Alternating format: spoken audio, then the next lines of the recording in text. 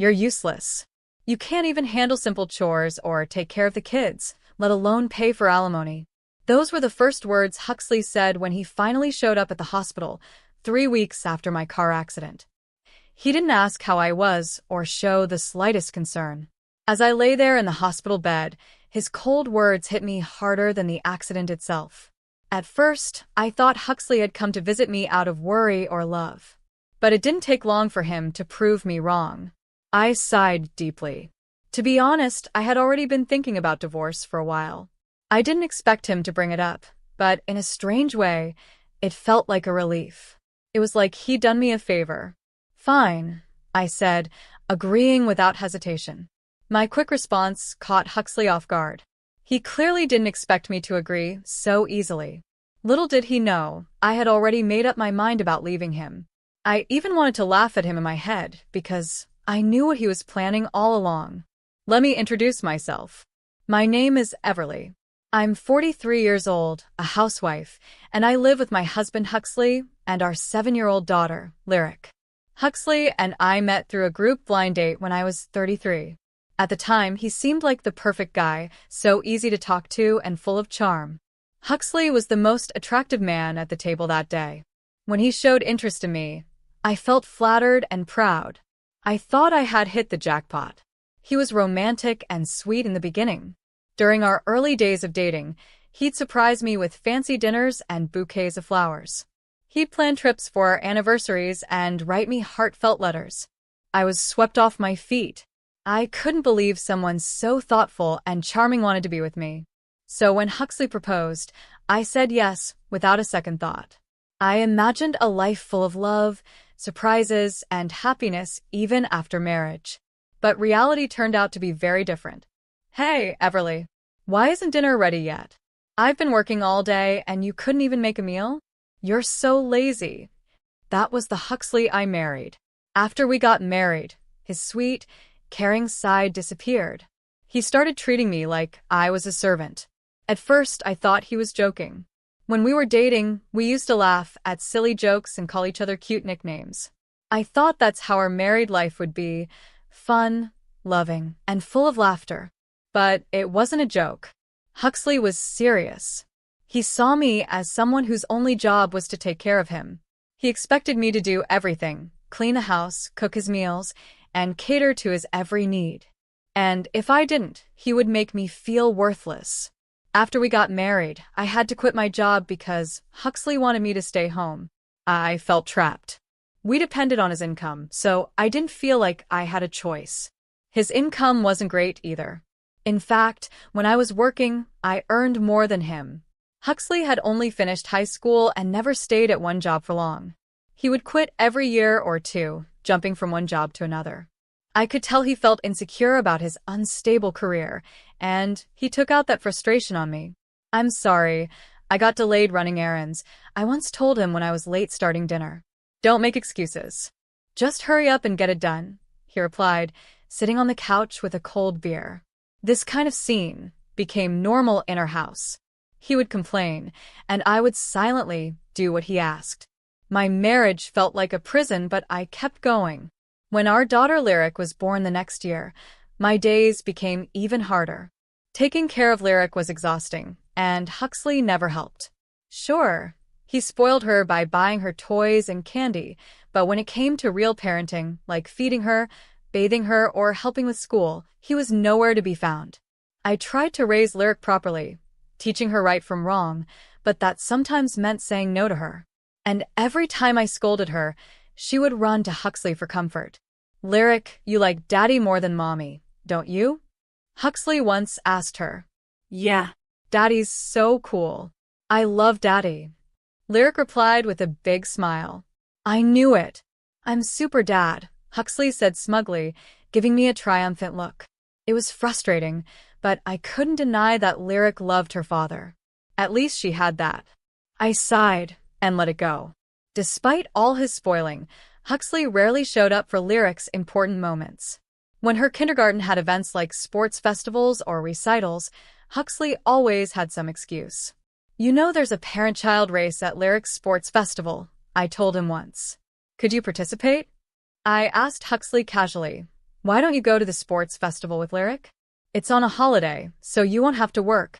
Without even looking at me, he responded coldly, you're free that day, so you do it. I tried to reason with him. But it's a great chance for us to bond as a family. Lyric would love it if both of us went together. Huxley didn't care. Shut up. We're already close enough. Maybe you should work on your relationship with Lyric instead. She thinks you're mean, you know? He laughed and left for work as if the conversation had no meaning. This was typical of Huxley. He liked to call himself Super Dad, yet he never showed up for Lyric's school events or spent real quality time with her. I was starting to worry about how Huxley's bad habits, being easy on himself but harsh on others, might affect Lyric as she grew up. At home, he continued to avoid responsibility, leaving all the housework and parenting to me. He spent most of his time lounging around, watching TV, or playing on his phone. Now Lyric was 5 and about to start elementary school. Despite her growing up, nothing changed with Huxley. He was still unreliable, still bouncing between jobs.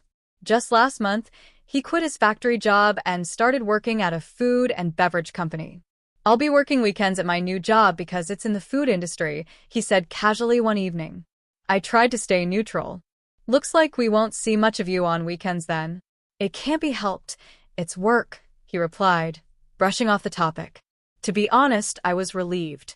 If Huxley wasn't home on weekends, I wouldn't have to deal with his constant nagging about cleaning the floor or making meals quickly. But then I thought about Lyric. She loved spending time with her dad, and weekends were the only days we could all be together as a family. Huxley didn't seem to care.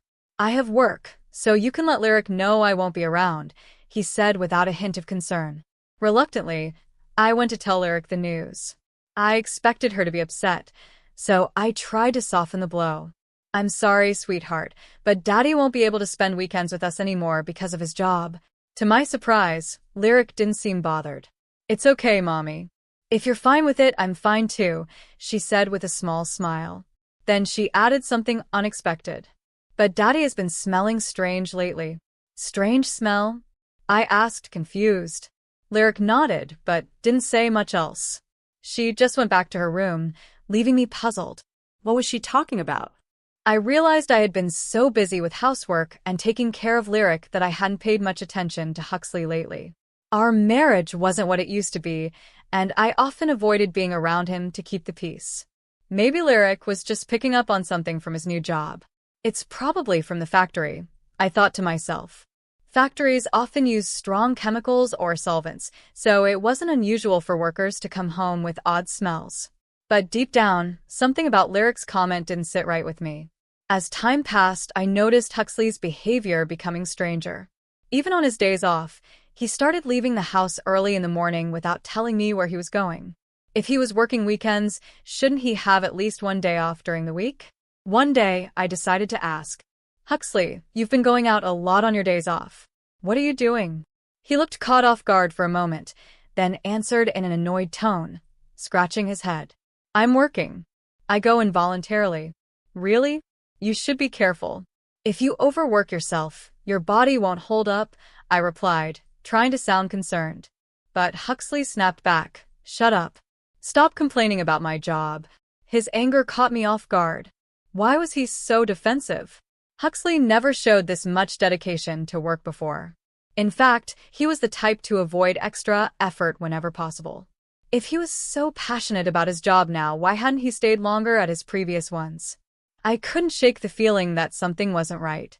That's when I started paying more attention to the strange smell Lyric mentioned. I began to notice it too, a sweet, strong fragrance that wasn't from the factory or any household product. Why hadn't I noticed it before? Was I too naive, too distracted by my daily struggles? I promised myself I wouldn't ignore my instincts anymore. From that point on, I decided to observe Huxley more carefully. I noticed patterns in his behavior. On certain weekdays, he woke up an hour earlier than usual. He took extra care grooming himself, shaving neatly, styling his hair, and even wearing cologne. On those mornings, he seemed unusually cheerful. It didn't happen every day, but it was consistent enough for me to take notice. Some weeks it was a Monday, other weeks a Thursday. But on these special days, Huxley left the house in a noticeably good mood. Curiosity got the better of me. One day, after Huxley left, I went into his room to look for clues. I felt like a detective sneaking around in Huxley's room, searching for clues. Since I always cleaned his room, I knew it well. I didn't feel guilty about snooping. I had every right to know what was going on. If Huxley was hiding something, he'd probably stash it in a spot that wasn't easy to find. I searched under the desk, behind furniture, and finally I checked the closet. Tucked away in an old candy tin, I found something unexpected: a stack of letters. My heart raced as I pulled them out and looked at the envelopes. All the letters were from someone named Patricia, and they had been mailed to Huxley. The letters ranged in date from 4 months ago to just yesterday. As I read through them, the contents were shocking. Phrases like, "I regretted when we broke up, but now I really love you and I want to go back to the time when we were together," caught my eye. They sounded like something a teenager in love would write. At first, I thought maybe Huxley's ex-girlfriend had been sending him these letters on her own. But then I read something that made my stomach drop. "I'm glad you like me again. I'm looking forward to our next date." This wasn't one-sided at all. Huxley was actively involved. The most recent letter was from last week, and it was clear they were seeing each other. Huxley wasn't just hiding something, he was cheating. I felt a wave of anger and betrayal. I quickly took photos of the letters with my phone, knowing I'd need proof. I thought about taking the letters themselves, but decided against it. If Huxley noticed they were missing, he'd become suspicious. Even with the letters, I wanted more evidence. After some thought, I decided to hire a private investigator to follow Huxley. 3 weeks later, the investigator handed me his findings. He had photos of Huxley and Juniper together at a park, sitting close on a bench. One photo showed them holding hands under the dim glow of a streetlight. Another was a recording of them saying, "I love you." Seeing those pictures and hearing those words was like a knife to my heart. But I stayed calm. The evidence was undeniable. Huxley was having an affair. With proof in hand, I went to the municipal office and got divorce papers. Now that I knew the truth, there was no reason to stay with him. I decided to confront Huxley with the papers the next time he tried to start an argument or gave me a reason to bring it up. I returned home, feeling a mix of anger and sadness. As much as I wanted to appear strong, my heart was broken.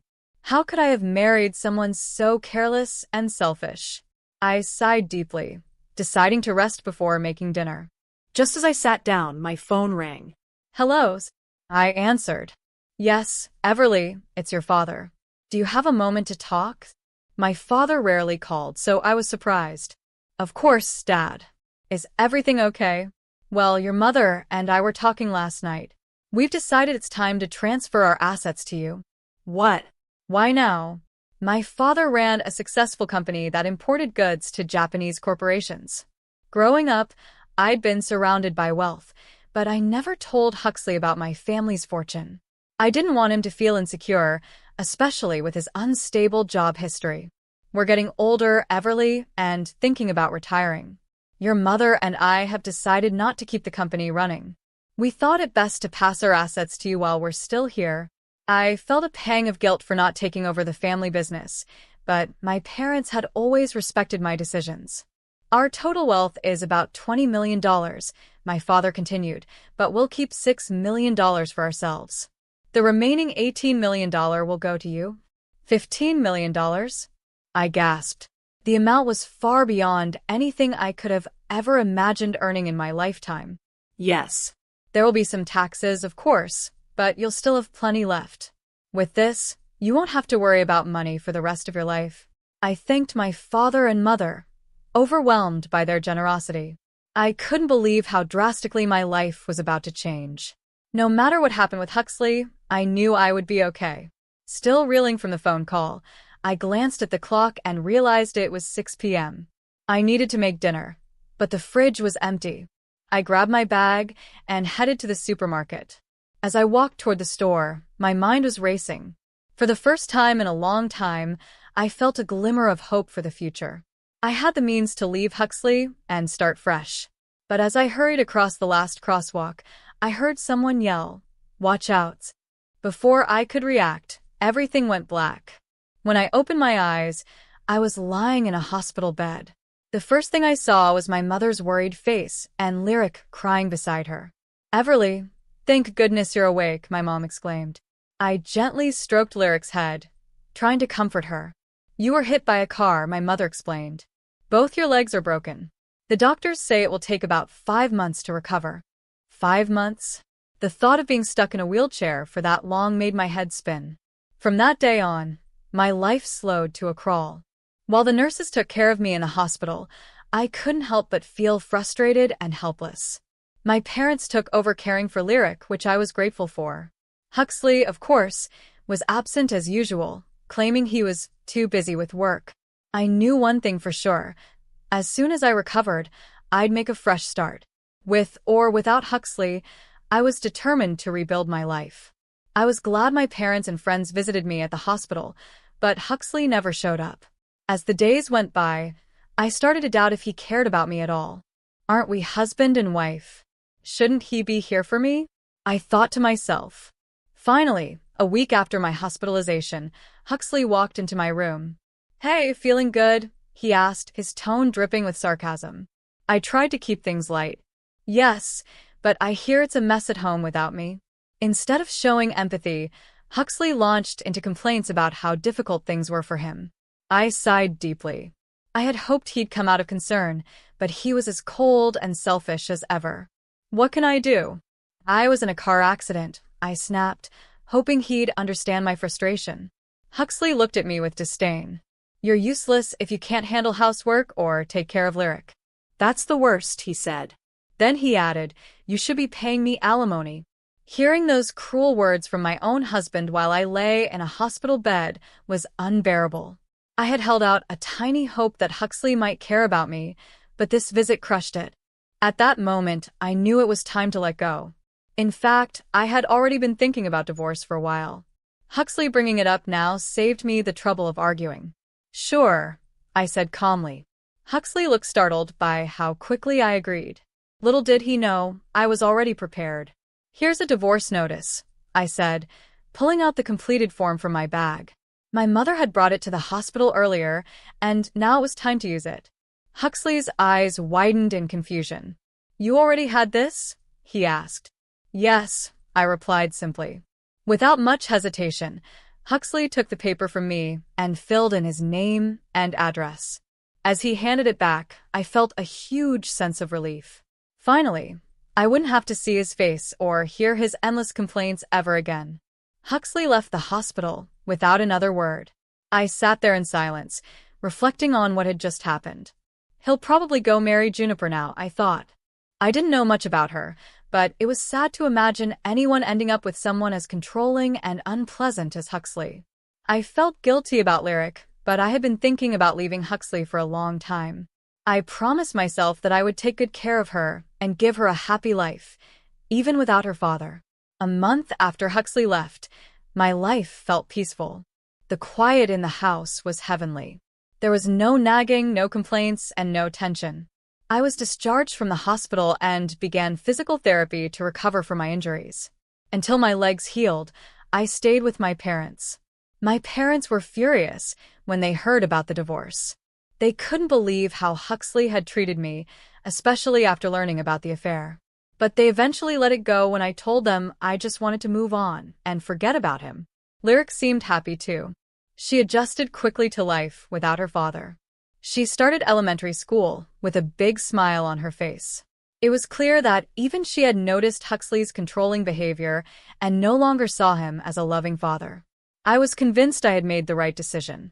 But one afternoon, my phone rang, interrupting the calm I had finally found. I looked at the screen and saw Huxley's name. I ignored the call, but it kept ringing. Finally, I answered, more out of annoyance than curiosity. "Hello," I said curtly. "Hey, Everly, when are you coming back?" Huxley's voice was demanding and filled with frustration. "What do you mean, coming back? Aren't you married to Juniper now?" I replied, confused by his question. There was a pause. Then Huxley stammered, "How do you know that? Did you really think I wouldn't find out? I knew you were cheating, Huxley. That's why I asked for alimony." Huxley's tone turned defensive. Yes, I cheated. But I can't pay alimony or child support. Why should I have to pay? You're the one who never did the housework properly. You should be paying me. I was stunned. What are you even saying, Huxley? I raised our daughter, managed the house, and put up with your complaints for years. Now you think I owe you monies? Huxley continued to argue, but his reasoning was absurd. Juniper can't cook or clean, he admitted bitterly. Before we got married, she said she'd handle everything, but now I see she's terrible at it. I made a mistake. I would have been better off staying with you. Marry me again. I couldn't believe what I was hearing. Huxley was actually asking me to take him back after everything he had done. Huxley, I said firmly, I divorced you because you treated me like a servant, not a wife. You never cared about me, Lyric, or our family. I don't care if Juniper doesn't cook or clean. You're her problem now, not mine. I've moved on and you should too. Before he could say another word, I hung up the phone. That call only confirmed that divorcing Huxley was the best decision I had ever made. I had spent too many years trying to please someone who would never appreciate me. Now, I was free to focus on Lyric and build a better life for both of us. Huxley was a chapter of my life that was finally closed, and I had no intention of reopening it. You don't have any money, right? Lyric liked me too, didn't she? Huxley said over the phone, his words filled with arrogance. His attitude annoyed me. What are you even talking about? You divorced me and remarried. Juniper's your partner now, not me. And by the way, Lyric doesn't like you. Huxley's voice grew defensive. Don't lie to me. There's no way you have money. You were a housewife. You can't survive without me. At first, I didn't want to tell Huxley about the fortune I inherited from my parents. It wasn't his business. But his aggressive attitude left me no choice. Let me set the record straight, I said calmly. My parents are CEOs of a large company. Recently, I inherited their assets, which total around $55 million. So, trust me, I can live comfortably without working for the rest of my life. I could almost picture Huxley's jaw dropping on the other end of the phone. After a long pause, he said, You're lying. There's no way you have that much money. It's the truth. If you don't believe me, I can have my parents confirm it, I replied firmly. Huxley fell silent, but then he exploded. If it's true, why didn't you tell me? I took a deep breath, keeping my composure. Well, I wanted to tell you. But when I learned about your affair, I realized there was no point. At that time, I hadn't yet inherited the money, so there was no issue of splitting assets. You cheated and treated me terribly. I didn't owe you anything. Huxley let out a frustrated sigh, clearly regretting his actions. He probably wished he had stayed married to me now that he knew about my wealth. But I was done with him. Can I hang up now? I asked. Please pay the alimony properly, reflect on your actions, and don't ever call me again. Goodbye. Before he could respond, I hung up the phone and immediately blocked his number. Mom, who are you talking to? Lyric walked into the room, looking curious. Just a friend, I said with a smile. Then I asked, Lyric, do you want to go to the amusement park this weekend? Her face lit up. Yes, she exclaimed happily. Seeing her smile reminded me that her happiness was all that truly mattered. A few days later, I heard through mutual acquaintances that Huxley's new marriage had fallen apart. He and Juniper argued constantly, mainly because Juniper refused to do housework. She eventually left him. Huxley had now been divorced twice in a short period. I doubted he'd find it easy to remarry. I hoped he'd take some time to reflect and stay single for a while, if only to prevent someone else from getting hurt. After the breakup, Huxley seemed to lose all motivation. He quit his job at the restaurant and was reportedly struggling to find a new one. I felt a tiny bit sorry for him, but his problems were entirely his own doing. Despite his struggles, Huxley eventually paid the alimony, though it left him in debt.